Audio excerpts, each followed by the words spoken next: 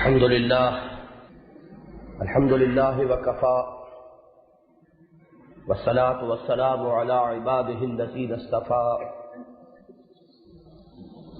خصوصا على أفضلهم وخاتم النبيين محمد الأمين وعلى آله وصحبه أجمعين.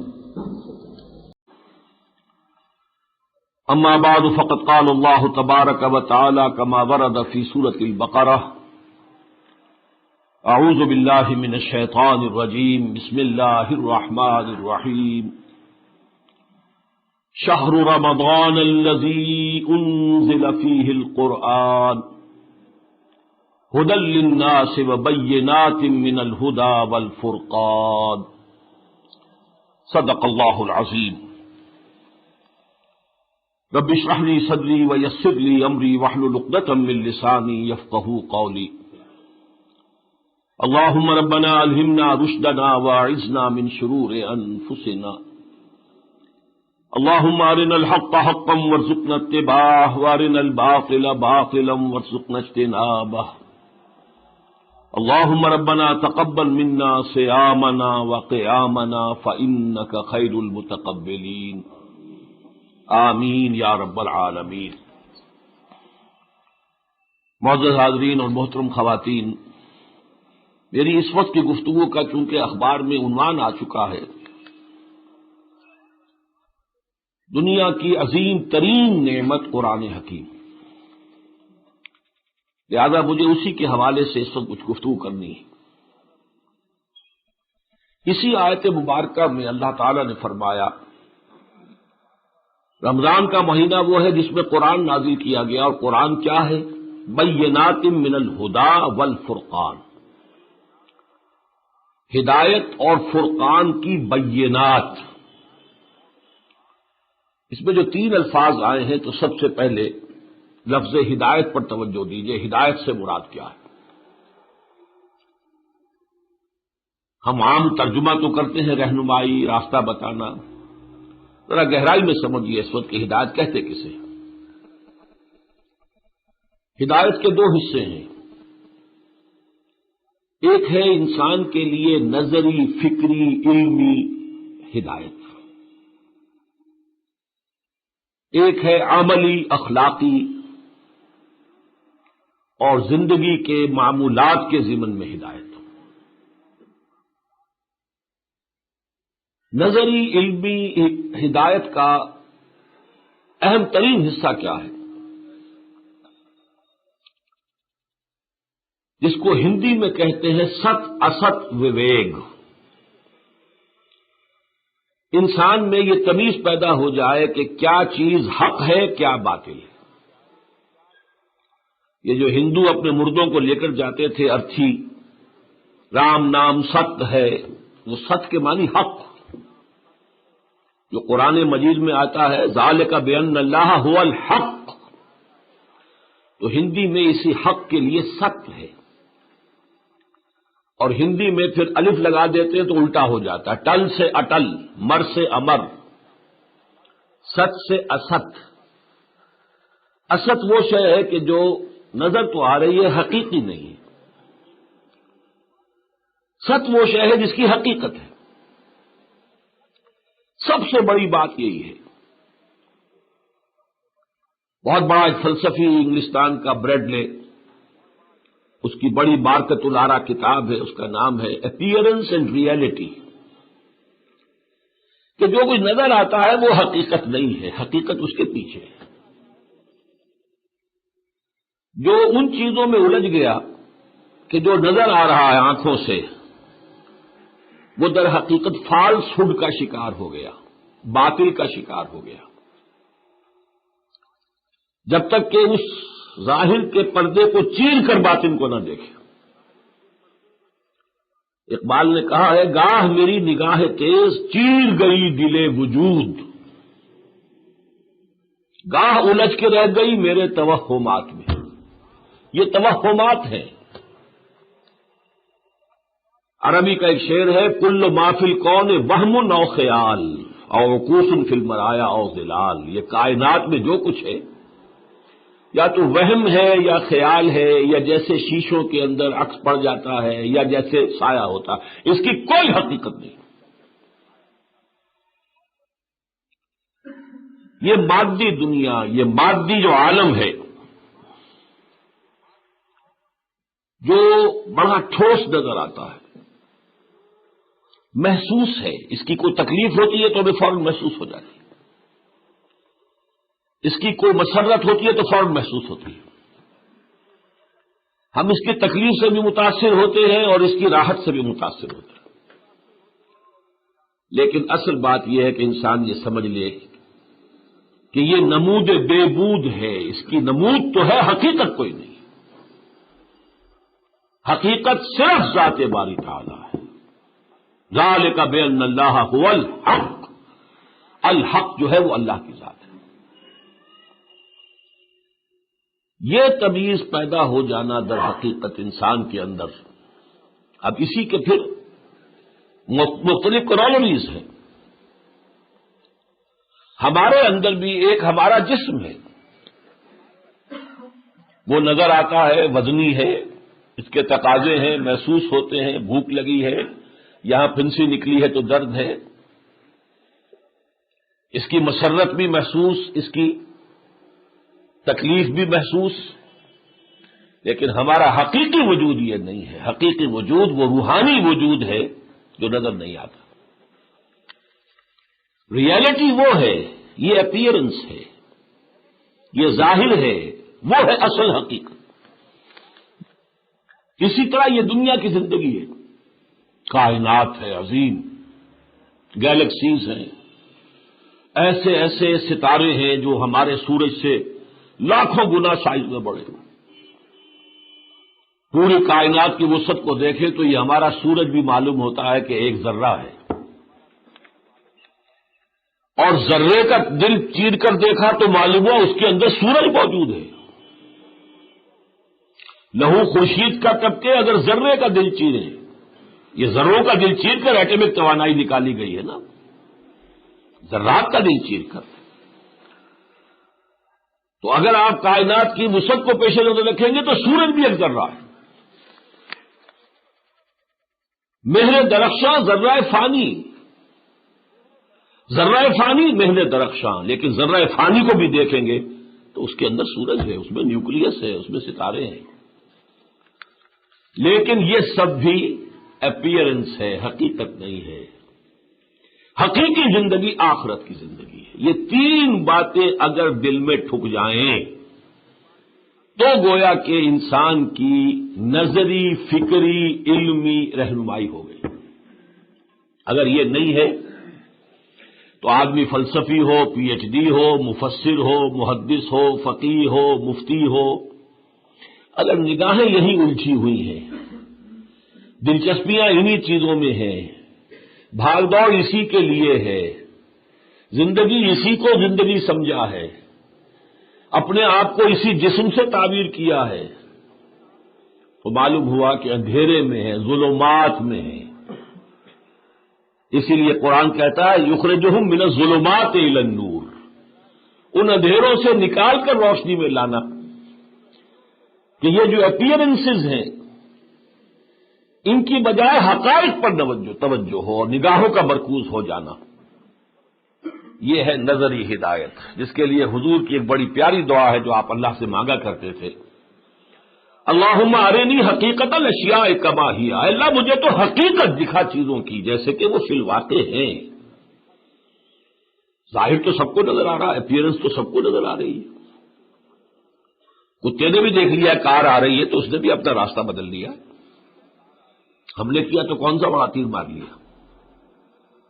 حقیقت الاشیاء، اللہم ارنی حقیقت الاشیاء کما ہی، جیسے کہ وہ ہے فی الواقع، وہ مجھے حقیقت دکھا۔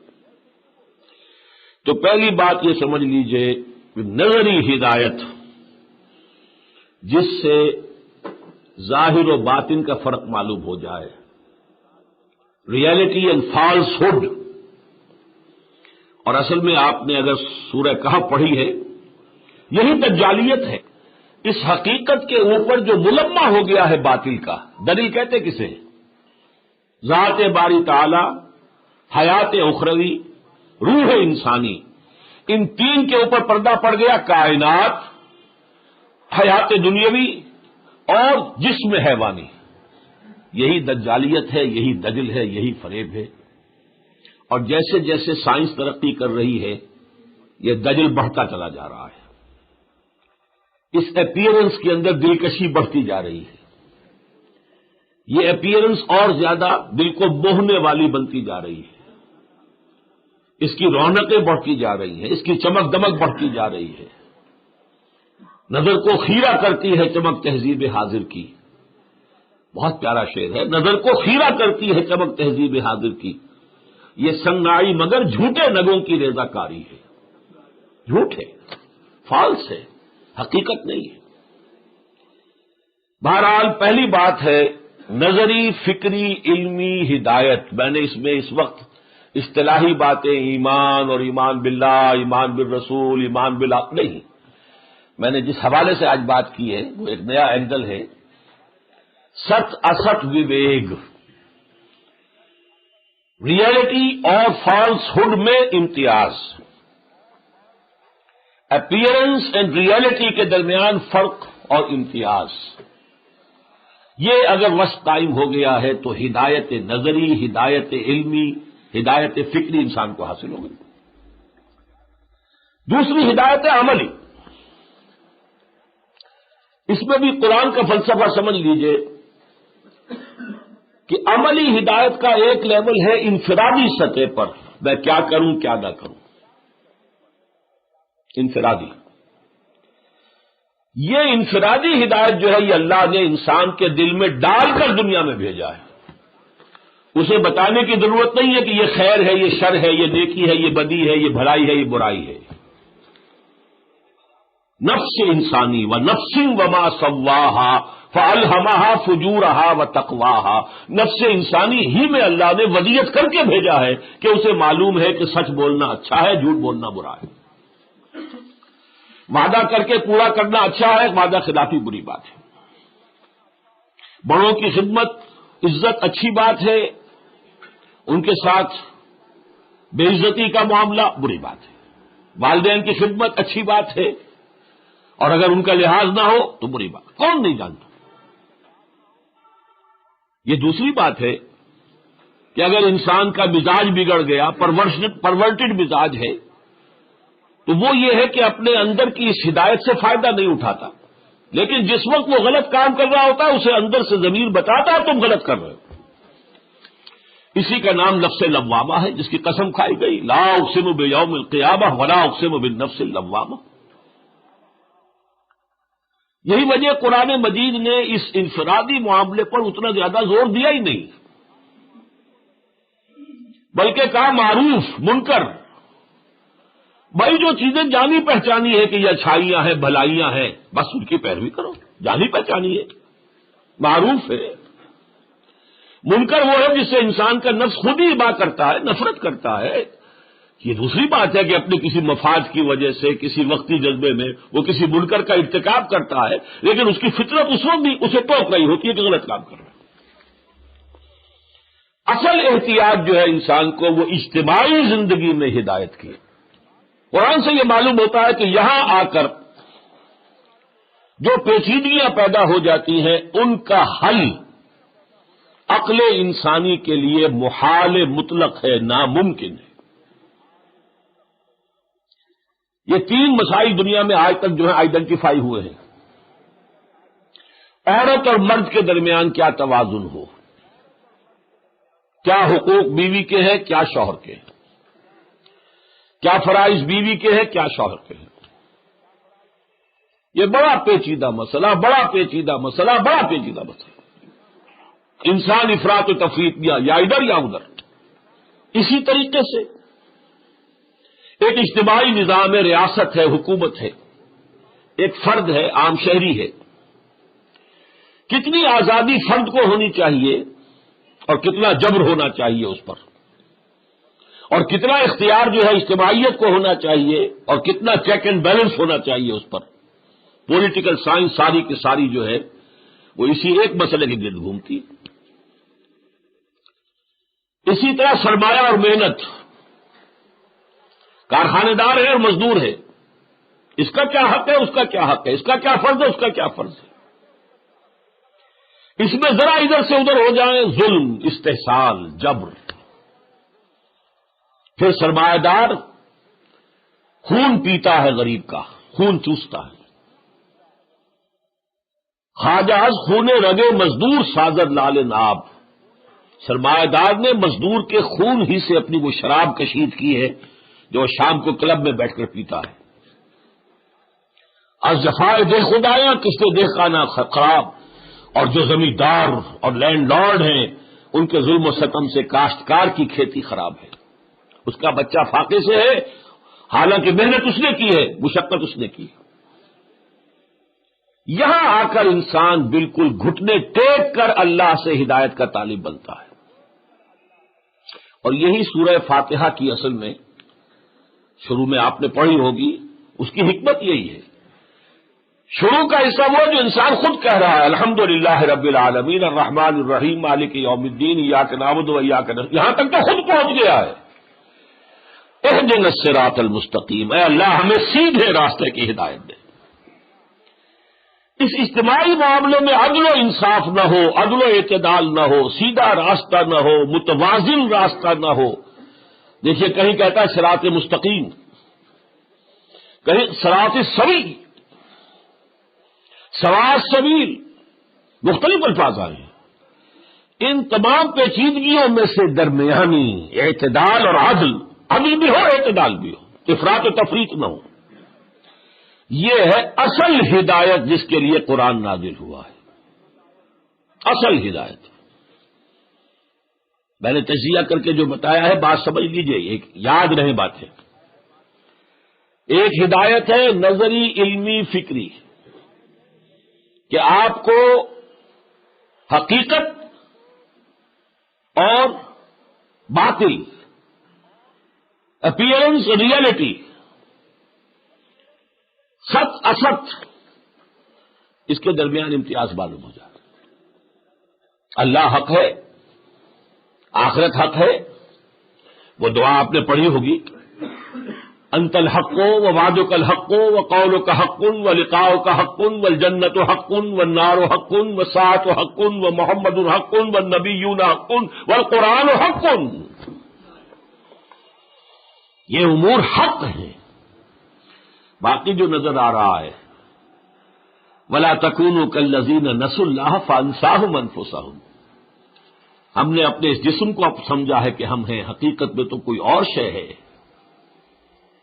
اسی طرح فرمایا یعلمون ظاہرا من الحیات الدنیا، یہ دنیا کی زندگی کے بھی ظاہر کو، اپیئرنس کو جانتے ہیں، صرف دنیا کی زندگی کے بھی اپیئرنس کو جانتے ہیں، حقیقت کو نہیں جانتے۔ دنیا کی زندگی کی حقیقت کو جانتے ہیں، حقیقت جو اس زندگی کی معنوی حقیقت ہے تو اللہ کو پہچان لیتے ہیں، آخرت کو پہچان لیتے فوراً۔ لیکن یعلمون ظاہرا من الحیات الدنیا، یہ دنیا کی زندگی کے بھی صرف ظاہر کو جانتے ہیں۔ یہ نظری ہدایت۔ عملی ہدایت ایک انسان کے لیے ظاہر بات ہے کہ اس کے وہ جبلی ہدایت اس کے اندر ہے، پیٹ کھانے کو مانگتا ہے اور جسم کے تقاضے ہیں وہ پورا کرے۔ اس میں صرف اس کو یہ بتانا یہ حلال ہے یہ حرام ہے۔ یہ ایسے ہے جیسے کہ سڑک کے اوپر آپ مری جاتے ہیں تو موڑ آتے ہو تو نشان لگے ہوتے، ذرا یہاں پہ آرام سے گزرنا، ذرا سی اسپیڈ تیز ہوئی تو کھائی میں جاؤ گے۔ تو حدود معین کر دی ہیں، تو ذرا یہاں پر رفتار کم کر کے گزرنا، بس حدود اللہ ہے۔ باقی یہ ہے کہ خیر اور شر اس کی تمہیں ضرورت نہیں ہے کہ چھکایا جائے کہ کیا خیر ہے کیا شر ہے، تمہیں معلوم ہے۔ البتہ اجتماعی زندگی کے اندر جو ہے تم محتاج محض ہو کہ اللہ تعالیٰ کی ہدایت جو ہے وہ تمہیں ملے۔ اب اس اگلے لفظ پر آئیے، بینات من الہدی والفرقان، فرقان بھی وہی آ گیا، حق و باطل میں فرق، سچ اسچ میں فرق، اپیئرنس اور ریالٹی میں فرق، فرقان اسی کو تو کہتے ہیں نا۔ بینات وہ ہے کہ جو از خود روشن ہو۔ یہ لفظ کیوں استعمال کیا قرآن نے؟ اور ایک اور جگہ پر سورہ عنکبوت میں فرمایا بل ہوا آیات بینات فی صدور الذین اوتوا العلم، یہ قرآن تو وہ آیات بینات ہیں کہ جو اہل علم کے سینوں میں موجود ہیں، پہلے سے موجود ہیں.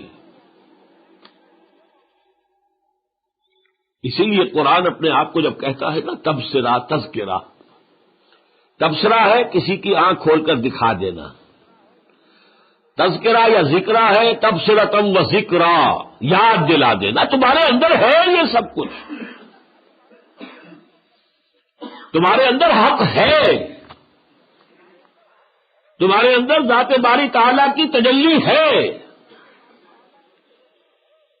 ذوق تجلی بھی اسی خاک میں پنہا، غافل تو نرا صاحب ادراک نہیں ہے موجود. اسی لیے قرآن جو بینات لاتا ہے وہ تو در حقیقت انسان کی روح کے لیے جانی پہچانی چیزیں ہیں، اس میں کوئی نئی شے نہیں ہے. اسی لیے بڑے پیارے انداز میں کہا مولانا روم نے، خشک چوبو خشک نیو خشک پوست، از کجا می آئے دین آواز دوست. قرآن مجید کو سنتے ہوئے ایک جس کا دل قوی ہو، دل زندہ ہو، روح بیدار ہو، وہ ایسے محسوس کرتا ہے میرے دوست کی آواز آئی ہے، یہ تو میرے اپنے دل کی آواز ہے. حافظ ابن قیم کہتے ہیں قرآن کے پڑھنے والے بہت سے ایسے ہیں جب قرآن کو پڑھ رہے ہوتے ہیں تو وہ یہ نہیں سمجھتے کہ ہم مصحف میں پڑھ رہے ہیں، بلکہ ایسے محسوس کرتے ہیں کہ قرآن ہمارے لوح قلب پر لکھا ہوا ہے، وہاں سے پڑھ رہے ہیں. اس قدر ہم آہنگی ہے فطرت انسانی میں اور قرآن حکیم میں. تو یہ قرآن بینات من الہدی والفرقان ہے، بل هو آیات بینات فی صدور الذین اوتوا العلم، موجود ہے. اب یہ سب سے بڑی نعمت کیوں ہے یہ سمجھیے. دیکھیے ہمارا تصور نعمتوں کا کیا ہے، دولت ہو، شہرت ہو، اقتدار ہو، جائیداد ہو، اولاد ہو، صحت ہو، یہ ساری نعمتیں ہیں نا. اب اگر میں کہوں کہ ان میں سے کوئی شے بھی نعمت نہیں ہے، نعمت صرف ایک ہے، وہ ہدایت ہے. ہدایت ہوگی تو دولت بھی نعمت، صحت بھی نعمت. صحت سے آپ نیکیاں کمائیں گے اگر ہدایت ہے، اور اگر ہدایت نہیں ہے وہ اسی صحت کی بنیاد پر بدماشیاں کریں گے، تو وہ نعمت ہوئی یا زحمت ہوئی. ہدایت ہے تو زندگی نعمت، ایک ایک لمحہ نعمت. ہدایت نہیں ہے تو زندگی لعنت. ہدایت ہے تو اولاد نعمت، اسے دین کے کام میں لگائیں گے، اسے اپنے لیے صدقہ جاریہ بنائیں گے. اور ہدایت نہیں ہے تو اولاد لعنت، آپ کے قبروں پہ جا کر پیشاب کرے گی. آپ نے حرام کے ذریعے سے کما کما کر جو کچھ جمع کیا ہے ان کو عللو تللو میں اڑائے گی، اور ان کی بدماشیوں کا جو ہے آپ کے ہاں بھی حساب درج ہوتا رہے گا. یہ ہوگی آپ کی اولاد. دو جگہ قرآن نے کہا ہے کہ اے نبی ان منافقوں کی اولاد اور مال سے لا تعجبک اجسامہم ولا اولادہم انما یرید اللہ ان یعذبہم بہا فی الحیات الدنیا. انہی اولاد اور مال سے اللہ تعالیٰ انہیں دنیا کی زندگی میں عذاب دے گا. نہ دولت نعمت ہے، نہ اولاد نعمت ہے، نہ پیسہ نعمت ہے، نہ صحت نعمت ہے. اگر ہدایت نہیں تو ان میں سے کوئی شے نعمت نہیں. یہ سب ہماری تباہی کا سامان ہے، ہمارے جہنم میں جانے کے لیے تمہید ہے. ہاں جیسے کہتے تھے کہ پارس وہ چے ہے کہ جس سے کوئی چیز ٹچ کرے تو سونا ہو جائے. ہدایت وہ ہے، ہدایت ہے، صحت بھی نعمت ہے. ہدایت ہے، زندگی جو اللہ دے رہا ہے نعمت ہے. اس میں جو بھی کوئی کوتاہیاں ہوئی ہیں تلافی معافات کا امکان ہے. کوئی انسان جو ہے اپنی غلطیوں کی تلافی کر لے گا، کوئی توبہ اللہ کرے گا، کوئی کچھ کرے گا. لیکن ہدایت ہے تب، ہدایت ہے تو اولاد نعمت ہے، صدقہ جاریہ بنے گی.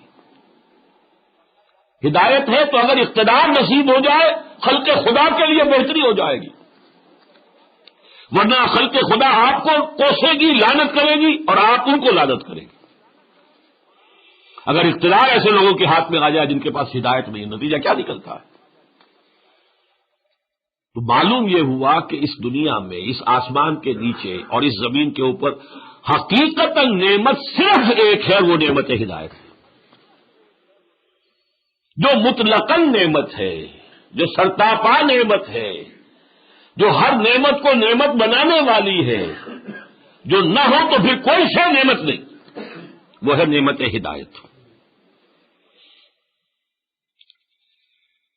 یہ جو نعمت ہدایت اللہ نے ہمیں عطا فرمائی ہے، اب میں اس کی عظمت کے بارے میں نے بہت مواقع پر تقاریر کی ہیں، بہت تھوڑا سا وقت اس وقت دوں گا کہ اللہ تعالیٰ نے عجیب ذہن کی طرف جو ہے یہ بات جو ہے دل میں ڈالی اور ذہن کو متوجہ کیا۔ عجیب ترتیب ہے، اللہ تعالیٰ نے خود اپنے کلام کی جو عظمت بیان کی ہے قرآن میں، اس میں ایک آیت ہے بڑی عظیم سورہ حشر کی، 2 آیتیں ہیں سورہ یونس کی، 4 ہیں سورہ رحمان کی، 6 ہیں سورہ عبس کی، 8 ہیں سورہ واقعہ کی۔ 1 2 4 6 8 سیڑھی ہے، لیکن پھر جو ریورس گیئر لگتا ہے سورہ واقعہ میں، پھر ایک عظیم آیت ہے سورہ جمعہ کی، اس کے منفی کردار کو واضح کرنے کے لیے۔ میں صرف اشارہ کروں گا اس وقت، قرآن کی عظمت فی نفس ہی کیا ہے جو ہم سمجھ ہی نہیں سکتے،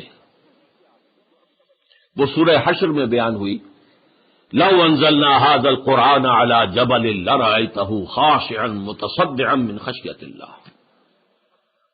اگر ہم اس قرآن کو پہاڑ پر اتار دیتے تم دیکھتے کہ وہ دب جاتا، پھٹ جاتا اللہ کے خوف سے۔ وَتِلْكَ الْأَمْثَالُ نَضْرِبُهَا لِلنَّاسِ لَعَلَّهُمْ يَتَفَكَّرُونَ، یہ ہم مثالیں لوگوں کے لیے بیان کر دیتے ہیں، یہ مضمون اتنا لطیف ہے کہ تمہارے ذہن کی گرفت میں نہیں آ سکتا، اس تمثیل کے ذریعے سے کچھ سمجھ لو جو بھی سمجھ سکتے ہو۔ قرآن کی عظمت اپنی جگہ تو یہ ہے۔ اقبال نے اس کو ایک انداز میں کہا ہے، یہ کتابیں نیست چیزیں دیگرست، مثل حق بنہا ہم پیداستو، زندہ و پائندہ و گویاستو۔ یہ کتاب نہیں ہے، کچھ اور ہے، جیسے ذات باری تعالی مثل حق، جیسے اللہ کی ذات حق ہے ویسے ہی یہ الحق ہے، اور جو صفات اللہ کی ہیں زندہ و پائندہ، گویا، متکلم، وہی صفات اس قرآن کی ہیں۔ میری تقریریں ہیں اس پر، اس وقت صرف حوالہ دے کر گزر رہا ہوں۔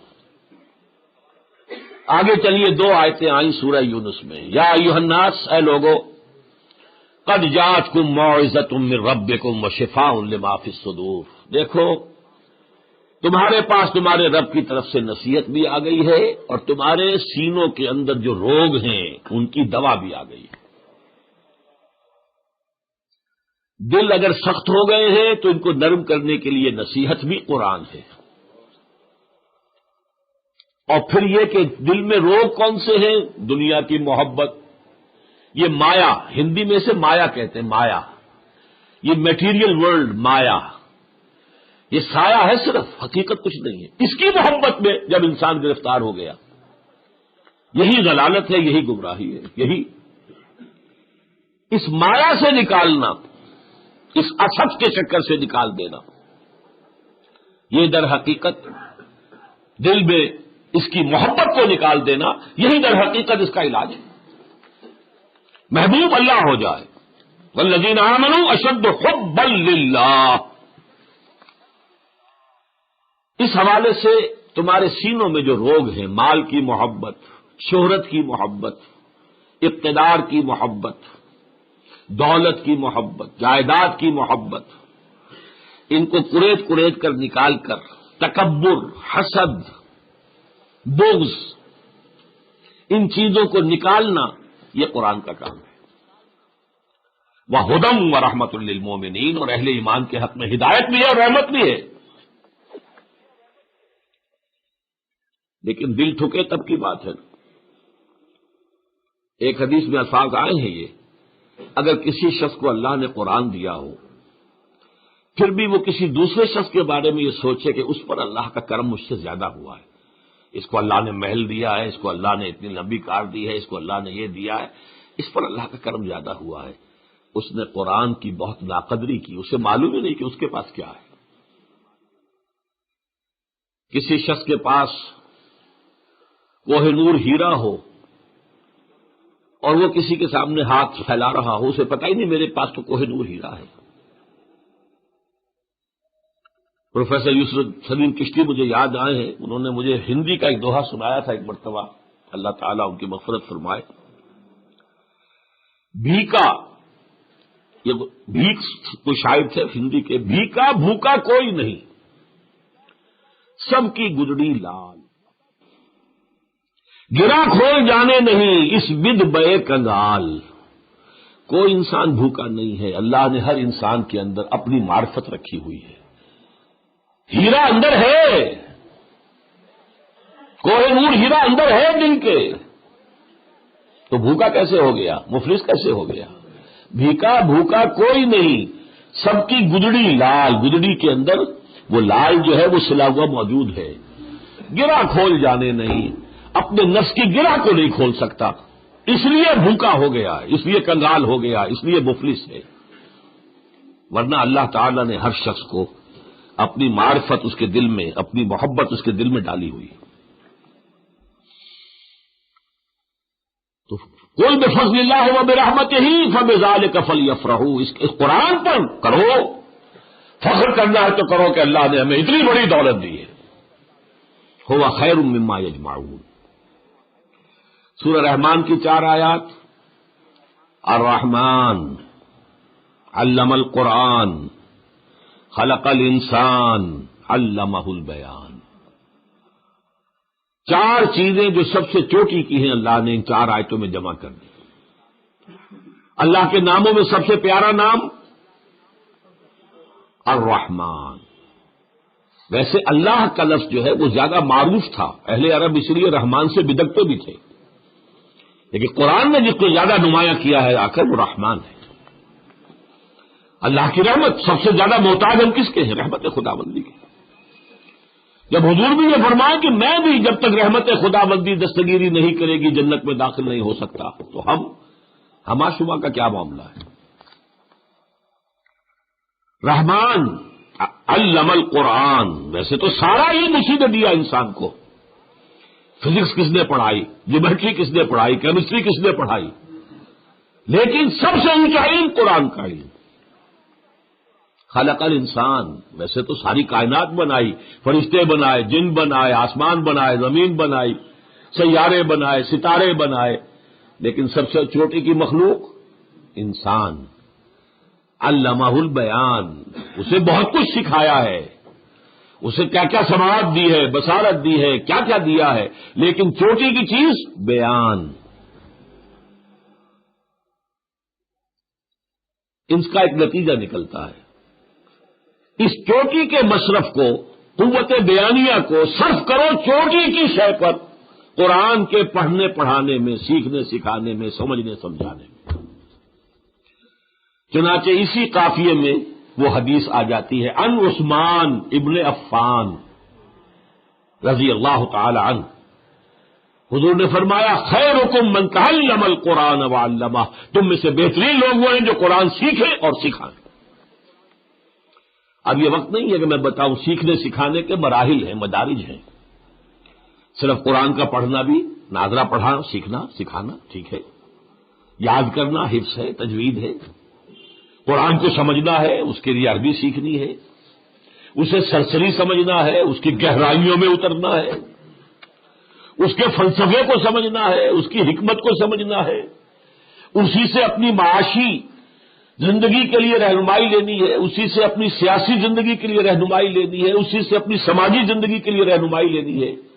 یہ مختلف اس کے لیولز ہیں، لیکن بہترین لوگ وہ ہیں جو قرآن پڑھیں اور پڑھائیں، سیکھیں اور سکھائیں۔ اب 6 آیتیں کون سی ہیں؟ سورہ عبس کی۔ کلا انہا تذکرہ، کوئی نہیں. یہ قرآن جو ہے یہ یاد دہانی ہے. میں بتا چکا ہوں. وہ تو اندر تو ہے تمہارا، یاد دہانی ہے صرف. تمہاری روح کے اندر یہ سارا علم موجود ہے. تمہاری روح میں اللہ کی محبت دبی ہوئی چنگاری جیسے اوپر راکھ آ جاتی ہے، راکھ آ گئی ہے، اندر ہے. قرآن آیا صرف راکھ ہٹانے کے لیے. قرآن آیا ہے دلوں کے زنگ کو دور کرنے کے لیے. قرآن آیا ہے اندر کا ڈورمنٹ جو سویا ہوا شعور ہے اسے بیدار کرنے کے لیے. کلا انہا تذکرہ فمن شاء ذکرہ فی صحف مکرمۃ مرفوعۃ مطہرۃ بأیدی سفرۃ کرام بررہ. یہ قرآن جو ہے تو بڑے ہی باعزت صحیفوں میں ہے. مرفوعۃ مطہرہ، بہت بلند. انہ لفی ام الکتاب لدینا لعلی الحکیم. یہ قرآن تو ہمارے پاس ام الکتاب میں ہے. تمہارے پاس تو قرآن کی مصدقہ نقلیں ہیں، یہ قرآن نہیں ہے. وہ تو لوح محفوظ میں ہے. بل ہوا قرآن مجید فی لوح محفوظ. صحف مکرمۃ مرفوعۃ مطہرۃ بأیدی سفرۃ. اور اس کے کاتب کون ہیں؟ لکھنے والے کرام بررہ، ملائکہ مقربین ہیں. بہت باعزت، نہایت نیک. یہ ہے قرآن کی ایک اور اعتبار سے بنا. اب آئیے 8 آیتیں، 1 2 4 6 8. فلا اقسم بمواقع النجوم. تو نہیں، مجھے قسم ہے ان مقامات کی جہاں ستارے ڈوبتے ہیں، گرتے ہیں. وَإِنَّهُ لَقَسَمٌ لَوْ تَعْلَمُونَ عَظِيمٌ. اور اگر تمہیں علم ہوتا تو یہ بہت بڑی قسم ہے جو ہم نے کھائی ہے. تمہیں معلوم نہیں ہے. آج شاید کچھ انسان کو پتہ چلا ہے کہ بلیک ہولز جو ہیں اس یونیورس کے اندر وہ مواقع النجوم ہیں. یہ تو جو بھی اسٹرانومی پڑھنے والے ان سے پوچھیے بلیک ہولز جو اب نئے دریافت ہوئے کس بلا کا نام ہے وہ. کوئی بڑے سے بڑا سیارہ قریب سے گزر جائے، دھس جائے گا اور فنا ہو جائے گا، ختم ہو جائے گا. بلیک ہولز، مواقع النجوم. وَإِنَّهُ لَقَسَمٌ لَوْ تَعْلَمُونَ عَظِيمٌ إِنَّهُ لَقُرْآنٌ کریم. یہ بڑا باعزت قرآن ہے. فی کتاب مکنون، چھپی ہوئی کتاب میں ہے. وہ کتاب اللہ کے پاس ہے، لوح محفوظ، چھپی ہوئی کتاب. لا یمسہ الا المطہرون. اسے تو چھو ہی نہیں سکتے سوائے ان کے کہ جو انتہائی پاک کر دیے گئے. فرشتے وہ چھوتے ہیں اس کو. اگرچہ فقہی حکم میں نکال لیا علماء نے یہاں سے کہ بغیر وضو قرآن کو ہاتھ نہ لگایا جائے، وہ بھی ٹھیک ہے، لیکن یہاں اصل مفہوم کچھ اور ہے. یا اس کا مفہوم یہ ہے کہ قرآن کا جو باطن ہے اس تک انسان کی رسائی نہیں ہو سکتی جب تک کہ اس کا اپنا باطن بالکل پاک نہ ہو جائے. ورنہ قرآن کے بھی ظاہر کے اندر الجھا رہے گا. یہ لفظ ہے، اس کی وجہ یہ ہے، اس کی یہ، اس کا یہ ہے، اس کی یہ فعل ہے، اس کا یہ ہے. یہ تو ہو گیا سب، جس کو مولانا روم کہتے ہیں ماض قرآن مغزہ برداشتیں استخا پیشے سگا انداختیں. ہم نے قرآن سے اس کا اصل مغز جو ہے، ہڈی کے اندر جو مغز ہوتا ہے وہ تو ہم نے لے لیا، اور خالی ہڈی ہم نے کتوں کے سامنے پھینک دی. وہ خالی ہڈیوں میں لڑتے رہتے ہیں. اندر اپنا پاک ہو گیا ہو تو قرآن کے باطن تک رسائی ہوگی، ورنہ آپ تفسیر لکھ دیں گے، خود آپ کی رسائی جو ہے قرآن کے باطن تک نہیں ہوتی. تفسیریں تو غیر مسلم بھی لکھ سکتے ہیں. بڑی بڑی کتابیں لکھی ہیں لوگوں نے،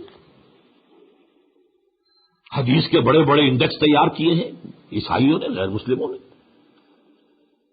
لیکن یہ کہ قرآن کے باطن تک رسائی. فلا اقسم بمواقع النجوم وانه لقسم لو تعلمون عظیم انه لقرآن کریم فی کتاب مکنون لا یمسہ الا المطہرون تنزیل من رب العالمین. پھر اس کا اتارا جانا ہے اس لوح محفوظ سے، کتاب مکنون سے، ام الکتاب سے، اس ہستی کی طرف سے کہ جو عزیز ہے، تنزیل من رب العالمین، تمام جہانوں کا رب۔ اب آیا منفی پہلو، افبہذا الحدیث انتم مدہنون۔ اب تک کی باتیں آپ کو اچھی لگ رہی تھی، اب ذرا کڑوی بات آ رہی ہے۔ کیا اس قرآن جیسی چیز سے تم بے اتنائی برت رہے ہو، بے توجہی کر رہے ہو؟ اسے پڑھتے نہیں، پڑھتے ہو تو سمجھتے نہیں، سمجھتے ہو تو عمل نہیں کرتے۔ افبہذا الحدیث انتم مدہنون، اتنی عظیم شے، کائنات کی عظیم ترین نعمت، اور تمہارا حل کیا ہے؟ انگریزی ہم نے اتنی پڑھ لی کہ انگریزوں کو پڑھا دیں، عربی نہیں سیکھ سکے کہ قرآن سمجھ سکے، کیا جواب دو گے؟ پی ایچ ڈی کرائے فزکس میں، کیمسٹری میں، ڈاکٹری میں، پتہ نہیں کتنے کتنے سال لگا کے لوگ ڈگریاں لیتے ہیں، امریکہ سے کوئی وہاں کا بورڈ کر کے آتا ہے تو آدھی عمر گزر چکی ہوتی ہے، سب کچھ پڑھا، اتنی عربی نہ پڑھی کہ قرآن سمجھ سکتے۔ اب یہ سمجھ لو قرآن اس کو کیا کہتا ہے، وَتَجْعَلُونَ رِزْقَكُمْ أَنَّكُمْ تُكَذِّبُونَ، تم جھٹلا رہے ہو قرآن کو، تم نے اپنا نصیب یہ ٹھہرایا ہے۔ حالانکہ زبان سے نہیں کہتے ہم کہ قرآن جھوٹا ہے، لیکن ہم نے اپنے عمل سے کہا کہ قرآن جھوٹا ہے۔ قرآن کو سچا سمجھتے، اللہ کی کتاب سمجھتے، حق جانتے، تو یہ سب سلوک ہوتا ہمارا اس کے ساتھ۔ یہ ہے وہ شے جس کو کہ پھر میں نے کہا تھا کہ یہ ریورس گیئر جو لگا ہے، جو میرے اور آپ کے لیے لمحہ فکریہ ہے، ہر شخص کے لیے۔ اس کے لیے پھر ایک پر آ رہا ہوں واپس، سورہ جمعہ کی آیت نمبر 5۔ اللہ تعالیٰ نے سابقہ امت جو مغضوب علیہم ہیں، جو ملعون ہیں، یہودی، ان کی مثال دی ہے۔ دیکھو تم سے پہلے بھی ہم نے ایک امت کو ایک کتاب دی تھی، تورات، وہ حامل تورات بنائے گئے لیکن انہوں نے اس کی ذمہ داریوں کو ادا نہیں کیا۔ مثل الذین حملوا التوراۃ ثم لم يحملوها كمثل الحمار يحمل اسفارا، مثال ان لوگوں کی جو حامل تورات بنائے گئے پھر انہوں نے اس کو نہیں اٹھایا، اس کی ذمہ داری ادا نہیں کی، اس گدھے کی سی ہے جس پر کتابوں کا بوجھ لدا ہوا ہے۔ یہ ہے میری اور آپ کی مثال، اگر ہم نے بھی وہی رویہ اختیار کیا ہے۔ میں زیادہ وقت نہیں لینا چاہتا، اس سے گفتگو کا عملی نتیجہ کیا ہے؟ پوری قوت کے ساتھ انفرادی سطح پر، اجتماعی سطح پر قرآن کی طرف رجوع کی ایک تحریک چلنی چاہیے۔ لوگوں پڑھو قرآن، پڑھو پڑھاؤ، سیکھو سکھاؤ، سمجھو سمجھاؤ، اس کا علم حاصل کرو، عام کرو۔ آج اللہ کا فضل و کرم ہے 35 برس ہو گئے۔ اسی سمن آباد کا وہ ذرا اس کا شرقی کونا ہے، مسجد خضرہ سے اس دعوت رجوع قرآن کا آغاز ہوا تھا۔ 35 برس زندگی کے، اللہ کا شکر ہے، شادم اور زندگی خیش کے کارے کردم، بڑا اطمینان ہے، بہت سکون ہے کہ زندگی لگی ہے اس کام کے اندر، اپنا بیشتر وقت، اپنی بہتر صلاحیت، اپنی بہتر توانائیاں صرف کی ہے قرآن پڑھو پڑھاؤ، سیکھو سکھاؤ، سمجھو سمجھاؤ۔ اور اللہ کا کتنا بڑا فضل ہے، کتنا بڑا فضل ہے، جو نقشہ کھینچا گیا ہے سورہ فتح کے آخر میں،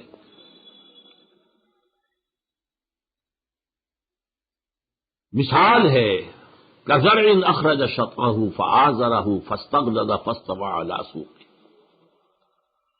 ایک کسان ہے، اس نے کھیتی لگائی، ہل چلایا تھا، بیج ڈالا تھا، پانی دیا تھا، یا یہ کہ باران رحمت آ گئی تھی۔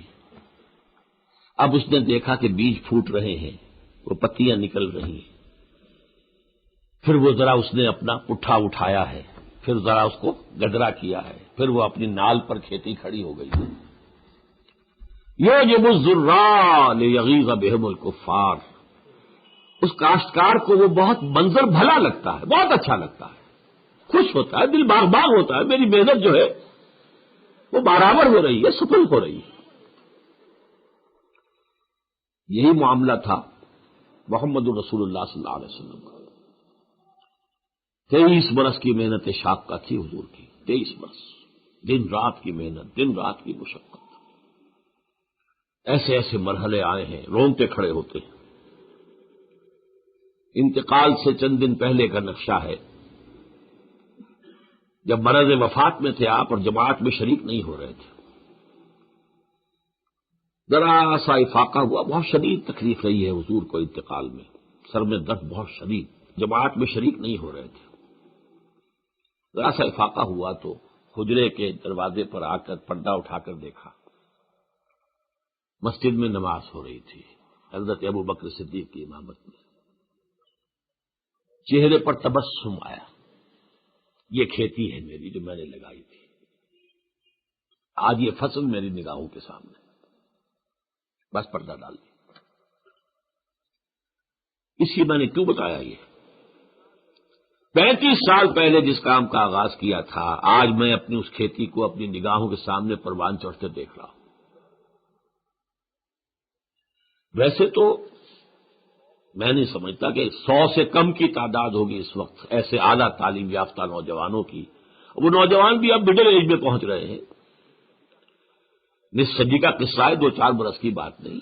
میرے 2 بیٹے اب 40s میں ہیں، اور میرے جو ساتھی ہیں نوجوان جو میرے ساتھ اس درس قرآن میں شریک ہوئے تھے ابتدا سے، وہ 50s کے آس پاس بھی آ رہے ہیں۔ اب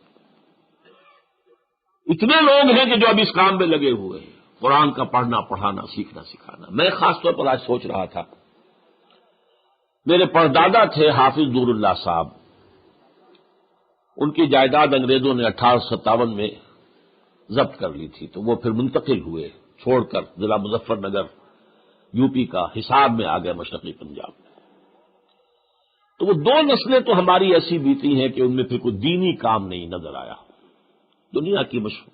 دنیا نے تیری یاد سے بیگانہ کر دیا، وہ مسائل جو ہیں اتنے گمبھیر تھے، لیکن اللہ کا شکر ہے اس کے بعد تیسری نسل سے آج میں سوچ رہا تھا کہ اللہ کے فضل و کرم سے میرے 2 بیٹے حافظ ہیں، میرے 3 چھوٹے بھائی ہیں، تینوں کا ایک بیٹا حافظ ہے۔ خاص طور پر برادر عزیز اقتدار احمد مرحوم، اللہ تعالیٰ ان کی مغفرت فرمائے، ان کے پاس میں گیا تھا کہ مجھے ایک بچہ تو تم دو کہ جو اس قرآن اکیڈمی کے اندر 1 ایئر کورس میں لگے۔ انہوں نے اپنا نمبر 2 بیٹا دیا تھا حمید احمد، لیکن وہ اللہ کو زیادہ پسند آ گیا، وہ حادثے کے اندر فوت ہو گیا۔ اب میرے اندر ہمت نہیں تھی کہ میں کہتا کہ کوئی اور بچہ بھی دو، کاروبار کے تقاضے بھی تو ہوتے ہیں نا آخر، لیکن بغیر اس کے کہ مجھے کوئی توقع ہوتی، لیکن وہ حسن نیت جس طرح فوری طور پر عزیزم اقتدار احمد نے کہا تھا ٹھیک ہے یہ حاضر ہے، حمید احمد کو آپ اس کام میں لگا لیں، اس نیت کا میں سمجھتا ہوں کہ نتیجہ نکلا کہ اب ان کا بچہ ہے جس نے یہاں دورہ ترجمہ قرآن کیا، کیا اس کی عمر ہے، ابھی حافظ بھی ہے، دورہ ترجمہ قرآن کیا ہے۔ میرے 3 بیٹے دورہ ترجمہ قرآن کر چکے ہیں، عاقف کو تو میرا خیال ہے کہ 4-5 مرتبہ کر چکے ہیں، ابھی ایک شکاگو سے آ رہے ہیں دورہ ترجمہ قرآن مکمل کر کے، امریکہ کا گڑھ ایک اور میرے شاگرد جو ہے وہ نیو یارک میں اس وقت کر رہے ہیں، شاید آج ختم ہو رہا ان کا، اور پورے پاکستان کے اندر بہت بڑے پیمانے پر کام ہو رہا۔ تو الحمدللہ کہ یہ کام جو چل رہا تھا، پھر یہ کہ میں حیران ہوا کہ میں نے جائزہ لیا، آج یہی سوچ رہا تھا کہ اللہ کا کتنا فضل ہے، اما بنعمت ربک فحدث، ہمیں حکم بھی ہے کہ اللہ کا کوئی خاص انعام ہو تو اس کا تذکرہ بھی کیا کرو، شکر کیا کرو۔ میرے 2 پوتے حافظ ہیں، 2 بیٹے حافظ، 2 پوتے حافظ، اور 5 نواسے حافظ، اللہ کا شکر ہے۔ اور عجیب بات یہ ہے کہ تینوں بھائی چھوٹے میرے ہیں، ان کا ایک بیٹا حافظ۔ بس افسوس کچھ ہوتا ہے تو مجھے اپنے بڑے بھائی کے بارے میں، حالانکہ میرا اپنا جو قرآن کے ساتھ جو لگاؤ شروع ہوا ہے اس میں میں اور وہ بالکل ساتھ تھے، یہ 1947 کی بات ہے، اگست کا مہینہ، اگست ستمبر، ہم حصار میں محصور تھے، اور ایک بس ہم نے مورچے لگا لیے تھے، پے بپے حملے ہوتے تھے، ہندو آتے تھے باہر سے، دیہات سے حملہ کرتے تھے، دفاع کرتے تھے، باقی تو اب کچھ کر نہیں سکتے تھے حصار کی کیفیت میں، محصوری میں۔ تو بھائی جان نے اس وقت جو ہے بی ایس سی انجینئرنگ کا امتحان پاس کر لیا تھا، میں نے میٹرک کا امتحان پاس کیا تھا۔ یہ جو وقت تھا، یہ ہم ایک مسجد میں بیٹھ کر ترجمان القرآن رسالہ مولانا مودودی صاحب کا، مرحوم کا، اللہ تعالی مغفرت فرمائے، رحمت نازل فرمائے، اس میں سورہ یوسف کی تفسیر چھپ رہی تھی، اس کے کچھ پرچے ہمیں مل گئے، وہ ہم غور سے پڑھ رہے تھے۔ قرآن کا ذوق میرے اندر وہاں سے شروع ہوا۔ شوق پہلے بھی تھا، شوق تو 5ویں جماعت میں پڑھتا تھا تو علامہ اقبال کا ایک شعر چپک گیا تھا ذہن میں، وہ زمانے میں معزز تھے مسلمان ہو کر اور تم خار ہوئے تاریخ قرآن ہو کر۔ یہ تو میرا 5ویں جماعت کی بات ہے، 10-11 سال کی عمر کا، لیکن ذوق جو پیدا ہوا قرآن کو سمجھنے کا اور پڑھنے کا، یہ ان دنوں ہم دونوں مل کر جوائنٹ اسٹڈی کرتے تھے، تو عظمت منکشف ہوئی قرآن کی، اس سے ایک دلچسپی اور لذت، اور اللہ نے وہ مناسبت جو تھی وہ اس درجے عطا کی اس کے بعد کہ اللہ کے فضل و کرم سے پھر میری زندگی تو، کہا کرتے تھے پروفیسر چشتی صاحب کہ ہم نے عاشق قرآن تو بہت دیکھے ہیں لیکن فنا فی القرآن ڈاکٹر اسرار کے سوا کوئی نہیں دیکھا۔ حالانکہ وہ مولانا احمد علی رحمۃ اللہ علیہ کے بہت قریب رہے، جس زمانے میں یہاں پر وہ ایک کالج تھا حمایت الاسلام کے تحت تبلیغی، اس کے پرنسپل وہ ہوتے تھے اور اس کے جو منتظم تھے مولانا احمد علی رحمۃ اللہ علیہ ہوتے تھے، بہت قریبی رب تھا ان کا۔ تو عاشق قرآن تو بہت دیکھے لیکن فنا فی القرآن انہوں نے کہا کہ ایک یاد نہیں دیکھا۔ بہرحال یہ دعوت رجوع القرآن جو ہے اس کے حوالے سے میں آپ کو جو خوشخبری دے رہا ہوں وہ یہ ہے کہ یہ جگہ جہاں آپ اس وقت ہیں اب یہ بھی ایک جامع القرآن کی شکل اختیار کرے گی، یعنی جیسے کہ حضور نے حجۃ الوداع میں فرمایا تھا استدار الزمان کہیئتہ یوم خلق اللہ السماوات والارض، وہ کیلنڈر میں جو اونچ نیچ کر دی تھی قریش نے، مہینے آگے پیچھے کر دیے تھے، اشہر حرم جو ہے آگے پیچھے، لیکن حجۃ الوداع میں صحیح تقویم کے مطابق حج ہوا تھا۔ تو حضور نے فرمایا آج سے نسی کا قاعدہ منسوخ، اور آج وہی آ گئی ہے تقویم جو ہے وقت کی کہ جس پر کہ اللہ نے کائنات کو پیدا کیا تھا۔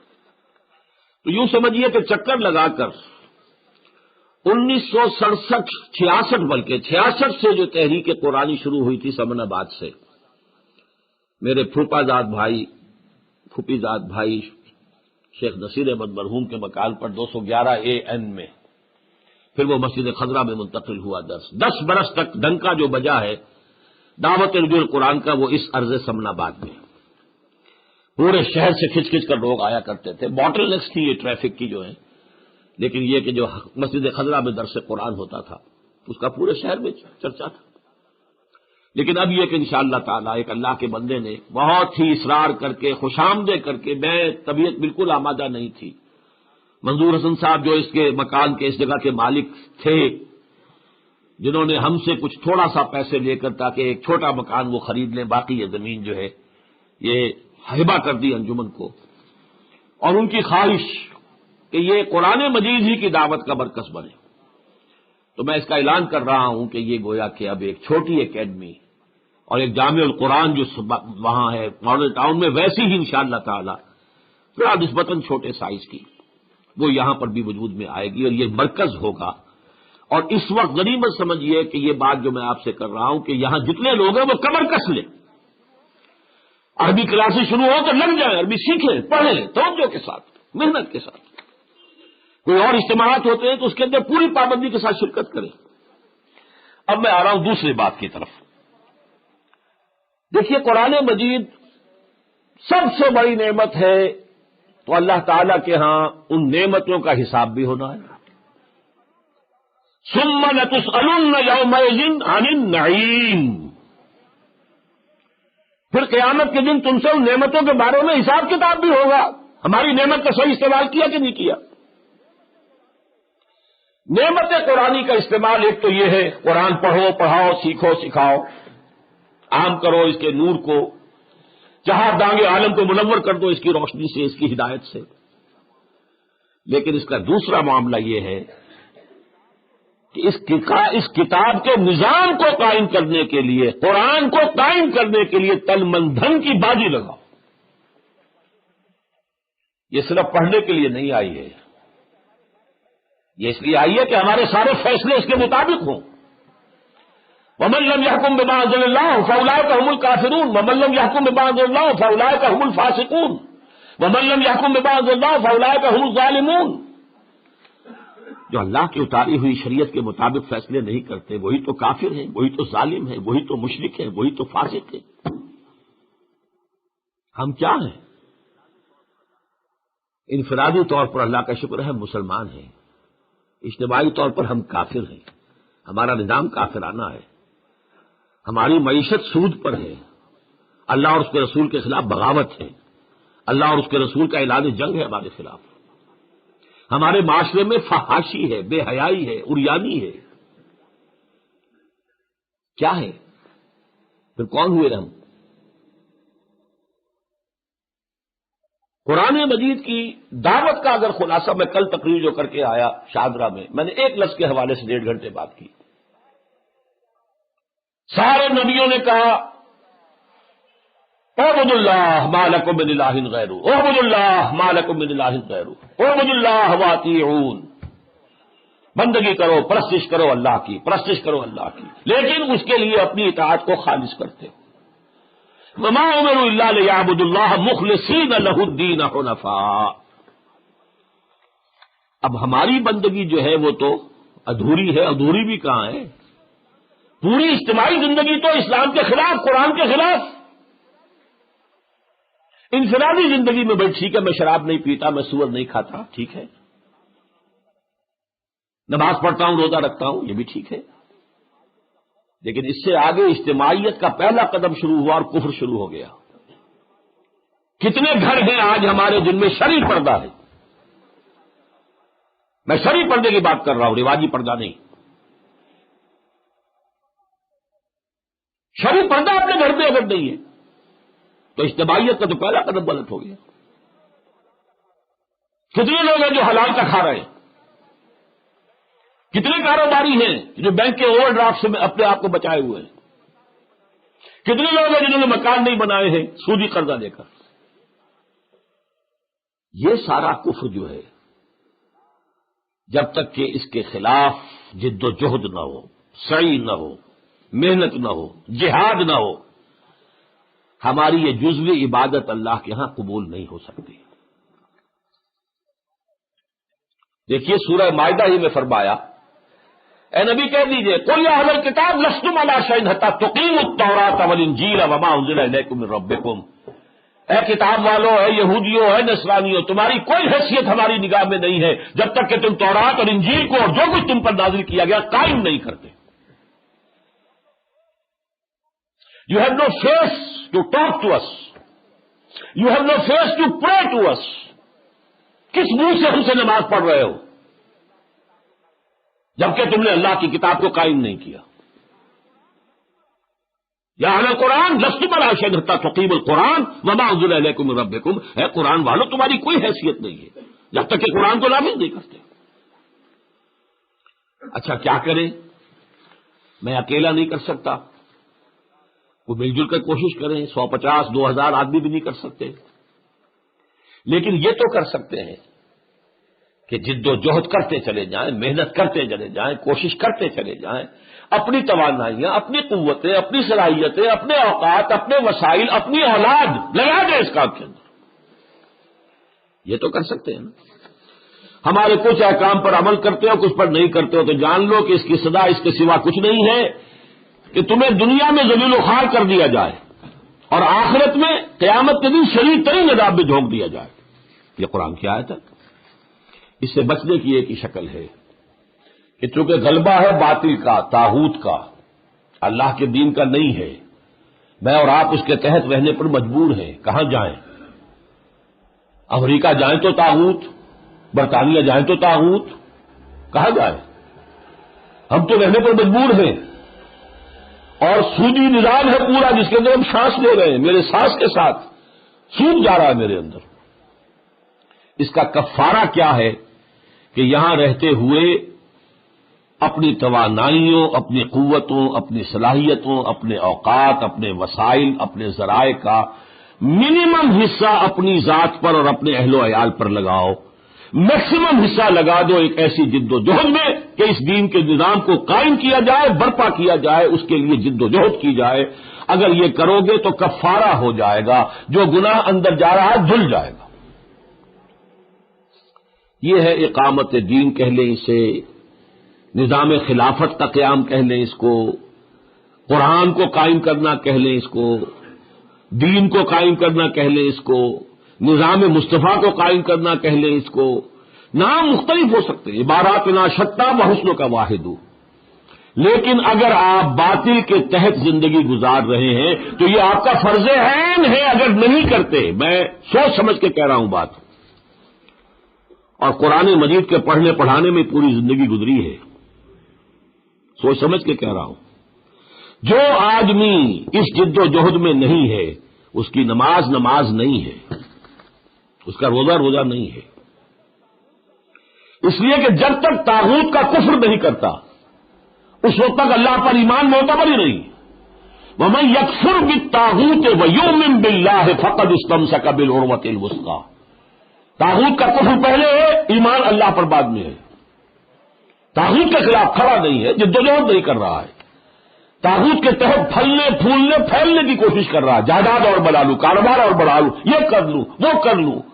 اس کا مطلب ہے وہ طاغوت کے ساتھ اس کی ہم آہنگی ہے، وہ ریکنسائی کر چکا ہے، ذہناً قبول کر چکا ہے، دل سے اس کو مان چکا ہے، لہذا اس کی نماز منہ پر دے ماری جائے۔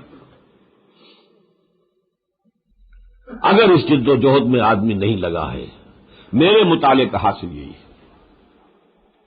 لہذا قرآن کی دعوت کا یہ پہلو میں چاہتا ہوں کہ آپ اچھی طرح پلے باندھ کر اٹھیں۔ اگر یہ بات سمجھ میں آ گئی تو پھر ذرا 4 نقطے چھوٹے چھوٹے سے ہم میں بیان کر دوں۔ نمبر 1، اس کے لیے کسی جماعت میں ہونا لازم ہے۔ یہ کام جو ہے بغیر جماعت کے ممکن نہیں ہے، افراد نہیں کر سکتے۔ اسی لیے حضور نے فرمایا علیکم بالجماعہ، ید اللہ علی الجماعہ، اور ایک حدیث میں حضور نے صاف فرما دیا انی آمرکم بخمس اللہ امرنی بہن بالجماعت والسمع والطاعت والہجرت والجہاد فی سبیل اللہ۔ مسلمانوں میں تمہیں 5 باتوں کا حکم دے کر جا رہا ہوں، اور خود نہیں دے رہا، مجھے اللہ نے حکم دیا ہے۔ جماعت کا انتظام ہو، جماعت بھی سب اطاعت والی، ڈسپلن والی، اور یہ جماعت جو ہے پھر ہجرت اور جہاد کے مراحل سے گزر کر اللہ کے دین کو قائم کرے۔ یہ جماعت جو ہے ڈسپلنڈ ہونی چاہیے۔ نمبر 1، اس کا ڈکلیئرڈ گول ہونا چاہیے اقامت دین، کوئی چھوٹا کام نہیں، تعلیمی، تبلیغی، اصلاحی۔ ویسے تو یہ کہ اگر کوئی شخص صرف سگریٹ نوشی کے خلاف مہم چلائے وہ بھی اچھا کام ہے، تمباکو نوشی سے بچاؤ لوگوں کو، اچھا کام ہے، برا نہیں ہے نا۔ آپ اپنے محلے کی صفائی کے لیے انجمن حفظان صحت بنا لیں گلی محلے کی، بہت اچھی بات ہے، لیکن یہ کام جو ہے اقامت دین، غلبہ دین کی جد و جہد، ڈکلیئرڈ گول ہونا چاہیے نمبر 1۔ ڈسپلن ہونی چاہیے نمبر 2۔ نمبر 3، یہ معلوم ہونا چاہیے کہ اس کے سامنے طریقہ کار کیا ہے۔ ایک بات طے ہے، وہ طریقہ کار اگر حضور کے طریقہ کار سے ماخوذ اور مستنبط نہیں ہے تو کبھی آپ منزل تک نہیں پہنچیں گے۔ خلاف پیمبر کسے راہ گزید کہ ہر چیز بمنزل نخواہد رسید، راستہ وہی ہوگا۔ لا یصلح آخر هذه الامہ الا بما صلح به اولها، اس امت کے آخری حصے کی اصلاح نہیں ہوگی مگر صرف اسی طریقے پر جس پر کہ پہلے حصے کی اصلاح ہوئی تھی۔ نمبر 4 یہ کہ آپ جتنی بھی آپ کے لیے ممکن ہو، جو بھی اس جماعت کی قیادت ہو، اس کے قریب ہو کر دیکھیں کیا دل گواہی دیتا ہے، یہ لوگ مخلص ہیں یا بہروپیے ہیں، یہ دین کے نام پر کوئی دنیا کی دکان تو نہیں چمکا رہے۔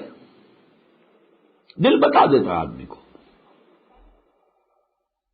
اپنی امکانی حد تک یہ 4 شرطیں پوری ہو جائیں تو اس جماعت کے اندر شامل ہونا فرض عین ہے۔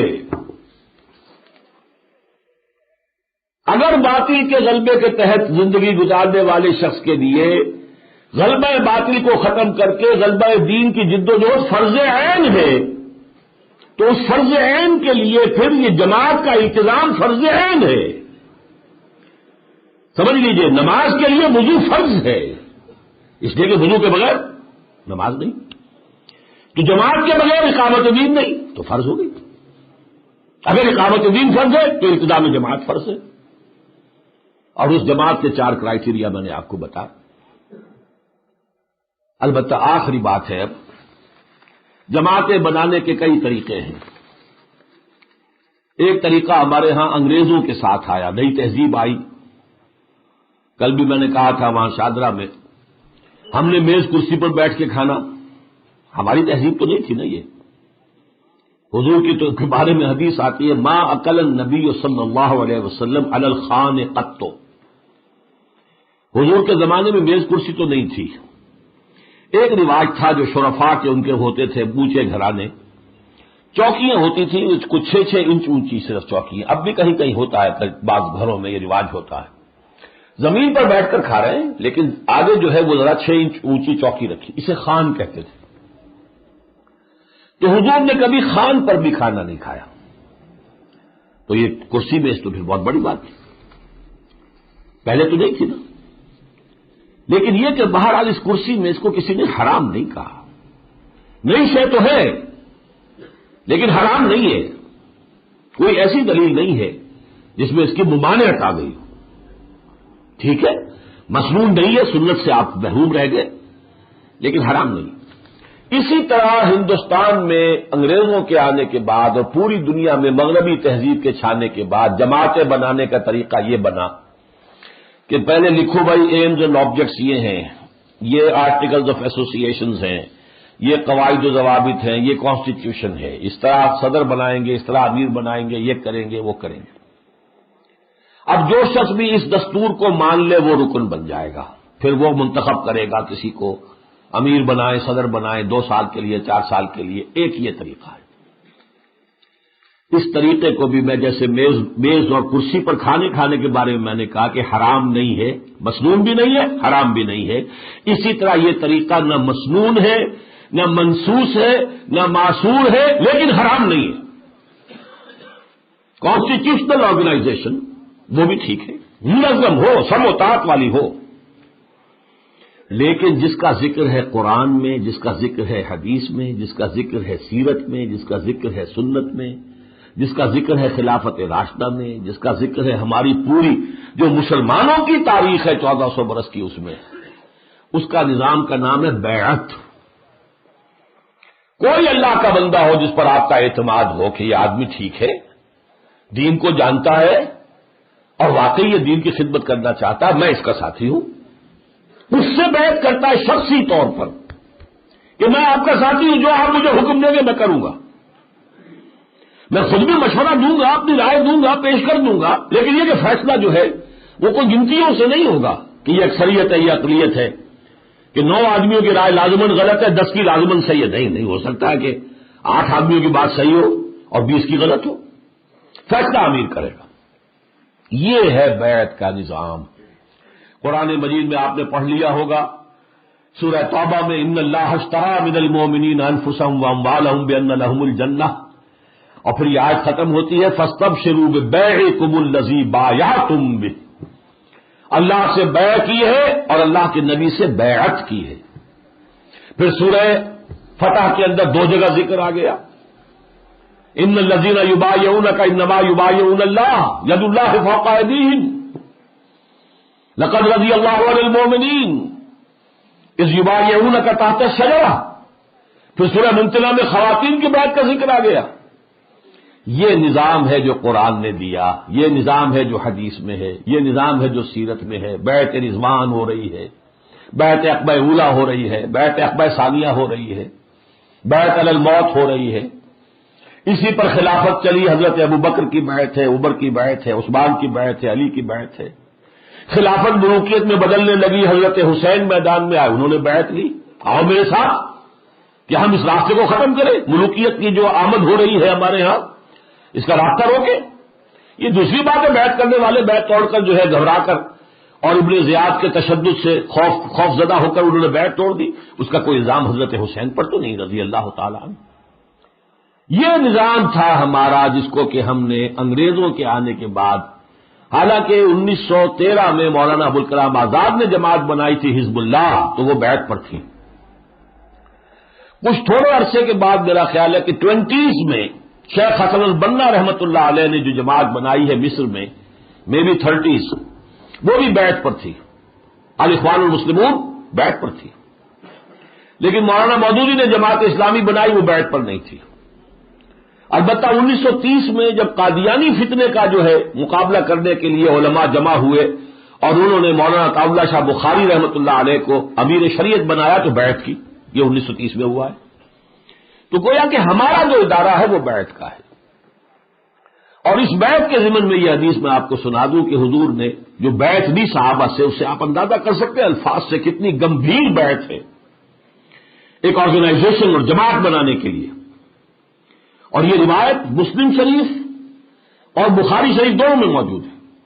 حضرت عبادہ ابن صامت فرماتے ہیں بایعنا رسول اللہ صلی اللہ علیہ وسلم، ہم نے بیعت کی تھی اللہ کے رسول سے صلی اللہ علیہ وسلم۔ اب گنتی کرتے جائیے کن باتوں کی بیعت کی تھی۔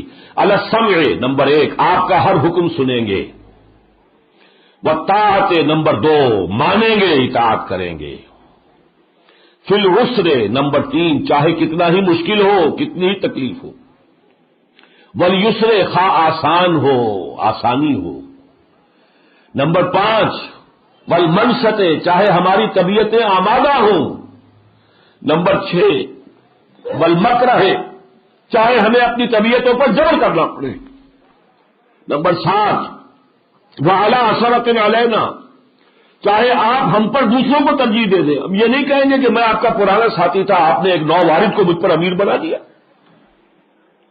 نہیں، جس کو آپ بنائیں۔ نمبر 8 وعلی لا ننازع امرہ لہ جنہیں آپ امیر بنائیں گے ان سے ہم جھگڑیں گے نہیں، تعاون کریں گے، ان کے بھی اطاعت کریں گے۔ اور نمبر 9 آخری بات وعلی ان نقول بالحق اینما کنا لا نخاف فی اللہ لومۃ لائم، جہاں بھی ہوں گے حق بات ضرور کہیں گے، اپنی رائے پیش کر دیں گے۔ یہ ہے وہ بیعت جس پر کہ ہم نے تنظیم اسلامی قائم کی ہے۔ اس میں ایک لفظ کا اضافہ ہے، حضور کا ہر حکم واجب الاطاعت تھا، حضور کے بعد ابو بکر کا بھی ہر حکم واجب الاطاعت نہیں ہے، ان سے بھی دلیل پوچھی جائے گی کتاب و سنت کی، کتاب و سنت کے خلاف وہ کوئی حکم نہیں دے سکتے تھے۔ تو انی ابایعک علی السمع والطاعۃ فی المعروف، یہ 2 لفظ ہم نے بڑھا دیے ہیں اس میں، باقی وہی حدیث ہے جس کو ہم نے اختیار کیا۔ اب آخری بات کہہ رہا ہوں اسی بیعت کے بارے میں۔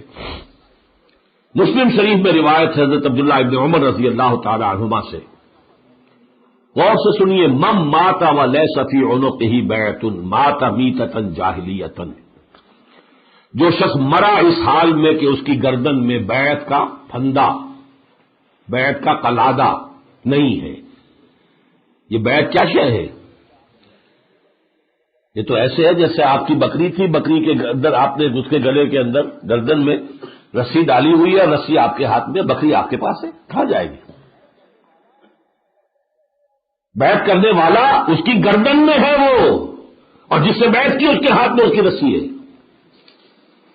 صاف صاف بات کر رہا ہوں، جب آپ نے طے کر لیا جو حکم دیں گے مانوں گا، بات ختم ہو گئی۔ اسی لیے فی عنقہ ہی، گردن کے اندر، جیسے پالتو جانوروں کے گردنوں کے اندر جو ہے پٹے پڑے ہوتے ہیں، ایسے گردن میں جب تک بیعت نہیں ہوگی۔ من مات ولیس فی عنقہ بیعۃ مات میتۃ جاہلیۃ، وہ جاہلیت کی موت مرا ہے، اسلام کی موت نہیں مرا۔ اس کی تجزیہ کر کے بتا دوں آپ کو، 2 ہی شکلیں ہیں، یا تو اسلام کا نظام قائم ہے، نظام خلافت ہے، تو جو خلیفہ ہے اس کے ہاتھ پر بیعت ہوگی، اگر نہیں کریں گے من شذ شذ فی النار، اگر نہیں کریں گے جہنم میں جائیں گے۔ اور اگر اسلام کا نظام نہیں ہے، نظام خلافت نہیں ہے، تو وہ خود بخود تو نہیں آئے گا، اس کے لیے محنت کرنی پڑے گی، کوشش کرنی ہوگی، جماعت بنانی ہوگی، جماعت کے امیر سے بیعت کرنی پڑے گی. دو کے علاوہ تیسری شکل ممکن نہیں. یا نظام خلافت ہے یا نہیں ہے، دو ہی ہیں شکلیں، اور تیسری شکل تو کوئی نہیں. اگر ہے تو خلیفہ کے ہاتھ پر بیعت، ابو بکر، عمر، عثمان، علی رضی اللہ تعالی عنہم اجمعین. نہیں ہے تو جو جماعت اس کو قائم کرنے کے لیے کھڑی ہو اس کے امیر کے ہاتھ پر بیعت. تیسری کوئی شکل ہے نہیں. اگر تو کوئی مسلمان ہے and he really means business, وہ ایک اسلام کی زندگی اور اسلام کی موت چاہتا ہے، ان صلاتی و نسکی و محیایا و مماتی للہ رب العالمین طے کر چکا ہے، تو اس کے سوا چارہ نہیں ہے. اب اس ضمن میں آپ سے عرض کر دوں کہ ویسے تو ہمارا جو قرآن اکیڈمی میں اعتکاف جن حضرات نے کیا ہے، میرا پورا دورہ ترجمہ قرآن سنا ہے بہت سے حضرات نے، اور وہ ان میں سے چند لوگ چاہتے بھی ہیں کہ کل وہ بیعت کریں اور شامل ہو جائیں تنظیم میں. اور میں نے انہیں کافی کہا سوچ سمجھ لیں، ایسا نہیں کہ جذبات میں آ کے آدمی جو ہے فیصلہ کر لے اور پھر یہ ہے کہ آدمی اس کو نبھا نہ پائے، بعد میں وہ لینے کے دینے پڑ جاتے ہیں. اچھی طرح سوچ سمجھ کے، اور وہاں بھی میں نے کچھ کتابوں کا ان سے کہا تھا کہ مطالعہ کریں، غور و فکر کریں، سوچیں، اور پھر ٹھنڈے دل سے غور کریں. جو میں نے سمجھا دین کا تقاضا وہ آپ کے سامنے رکھ دیا ہے. آگے آپ کا ہر شخص کا اپنے دل کا فیصلہ ہے، اپنے ذہن کا ہے، اپنی سوچ کا ہے. دل اور دماغ گواہی دے کہ بات ٹھیک ہے تو اس کو قبول کرنا لازم ہے. تو یہاں بھی آج وہ کچھ کتابوں کے سیٹ لے آئے گئے ہیں. تنظیم اسلامی کے بنیادی کتابچے ہیں، 5 ہیں، یہ کتنے ہیں، ٹوکن پرائس پر صرف 20 روپے کا وہ سیٹ یہاں آپ کو مل جائے گا. پھر اسی طرح منہج انقلاب نبوی کتاب ہے، خطبات خلافت کتاب ہے، اور مطالبات دین، یہ عبادت کسے کہتے ہیں، شہادت کسے کہتے ہیں، اقامت کسے کہتے ہیں. ان پر کتابیں محدود تعداد میں غالباً یہاں آ چکا ہوگا. وہ مکتبہ پروگرام تھا کہ اسے آنا تھا، جی آ چکا ہے، تو وہ لیجئے اور پڑھیے. جن حضرات نے تو فیصلہ کر لیا ہو، یکسو ہو گئے ہوں، تو کل عصر کے بعد ہم نے بیعت کا وقت رکھا ہے قرآن اکیڈمی کی مسجد میں 36 کے ماڈل ٹاؤن میں. وہ وہاں تشریف لے آئیں، وہاں بیعت ہوگی.